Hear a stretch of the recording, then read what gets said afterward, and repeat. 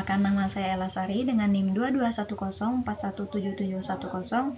Video ini dibuat untuk memenuhi ujian tengah semester dari mata kuliah Metode Penelitian Bisnis oleh Pak Adi Mursalin SEMM. Jadi, langsung aja kita masuk ke pembahasannya. Pembahasan yang pertama adalah mengenai bagaimana cara menetapkan judul penelitian. Cara yang pertama adalah cari permasalahan penelitian. Permasalahan penelitian bisa turun dari artikel-artikel jurnal, baca-baca artikel jurnal, dan perkirakan masalahnya apa. Atau angkat judul dari permasalahan yang ada di lingkungan sekitar. Cara yang kedua yaitu cari isu atau fenomena-fenomena yang lagi hangat diperbincangkan yang sekiranya bisa diambil suatu permasalahan dari fenomena yang terjadi untuk dijadikan topik penelitian. Cara yang ketiga yaitu tentukan passion atau minat terhadap suatu bidang tertentu, misalnya kuliah di jurusan manajemen karena manajemen memiliki cakupan yang luas, jadi kita harus tentukan lebih cocok di bidang apa, apakah MSDM, manajemen risiko, atau manajemen lainnya. Setelah kita mengetahui bagaimana cara membuat suatu judul dalam suatu penelitian, kita akan masuk di bab 1 yang akan membahas mengenai bagaimana cara membuat latar belakang dan komponen-komponen lainnya. Perlu diketahui, konsep dari latar belakang adalah piramida terbalik. Cara yang pertama yaitu, jelaskan fenomenanya di dalam latar belakang, bisa cari dari jurnal, artikel ilmiah, atau data-data statistik yang mendukung penelitian. Yang kedua, jelaskan apa permasalahannya, metode yang digunakan, dan teori-teori yang terkait dengan penelitian tetapi hanya secara umum saja. Dan yang ketiga, masukkan solusi apa yang ingin ditawarkan. Apabila itu kuantitatif, biasanya menjelaskan mengenai hipotesis atau hipotesa. Dan bagian lainnya adalah penutup dari latar belakang itu sendiri. Selanjutnya, cara membuat rumusan masalah. Cara yang pertama yaitu perkenalkan. Tuliskan kalimat atau paragraf yang memperkenalkan masalah sebelum pembaca mencapai bagian masalah. Yang kedua, bersifat asli dan baru. Ketika rumusan masalah bersifat baru dan asli, ini akan memberikan informasi atau hasil penelitian baru yang berbeda dari penelitian-penelitian lainnya. Yang ketiga, relevan. Rumusan masalah yang akan dituliskan harus relevan dengan penelitian atau masalah solusi apa yang dikaji. Konsep harus relevan dengan penelitian yang akan dilakukan. Keempat, tanda tanya. Selesaikan setiap pertanyaan dengan tanda tanya. Selanjutnya, cara membuat tujuan penelitian. Pembuatan tujuan penelitian harus memiliki relevansi dengan rumusan masalah yang diajukan. Pertama, bagaimana? Jika pertanyaan di rumusan masalah bagaimana, berarti tujuan penelitiannya adalah menjelaskan proses. Yang kedua, mengapa? Jika pertanyaan di rumusan masalah mengapa, berarti tujuan penelitiannya adalah menjelaskan alasan terjadinya. Dan yang ketiga, apa? Jika pertanyaan di rumusan masalah apa, berarti tujuan penelitiannya adalah menyebutkan. Selanjutnya ada manfaat penelitian.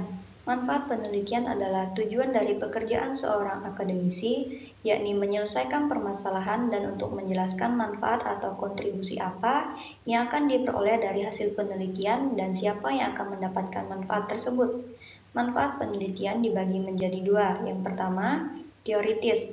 Manfaat ini berasal dari konsep tesis, antitesis, sintesis, sehingga harapan suatu penelitian dapat menemukan sesuatu yang lain dari penelitian sebelumnya dan mengembangkan teori yang sudah ada. Manfaat yang kedua yaitu praktis. Manfaat ini berasal dari konsep bahwa akademisi adalah bagian dari struktur sosial di masyarakat yang mampu memetakan masalah dan membuat solusi. Oleh karena itu, manfaat praktis seharusnya bisa diimplementasikan oleh orang lain. Selanjutnya kita masuk di bab 2. Yang pertama yaitu bagaimana cara membuat tinjauan pustaka. Tinjauan pustaka memiliki kaitan yang sama dengan teori dan jurnal-jurnal yang digunakan dalam penelitian terdahulu. Sesuaikan dengan judul penelitian. Carilah jurnal-jurnal atau penelitian terdahulu yang memiliki kaitan variabel dan teori-teori yang sama dengan penelitian yang sedang diteliti, serta jelaskan secara detail. Tinjauan pustaka merupakan kumpulan teori. Apabila ada orang awam yang membaca penelitian yang bukan jurusannya, orang tersebut lebih mudah untuk memahami teori-teori yang digunakan dengan hanya membaca bab 2 saja. Selanjutnya, cara membuat penelitian terdahulu. Yang pertama, nama penulis dan tahun. Wajib dicantumkan untuk melihat pada tahun berapa penelitian itu dilakukan, agar bisa mengetahui apakah penelitian tersebut penelitian terbaru atau penelitian yang sudah lama.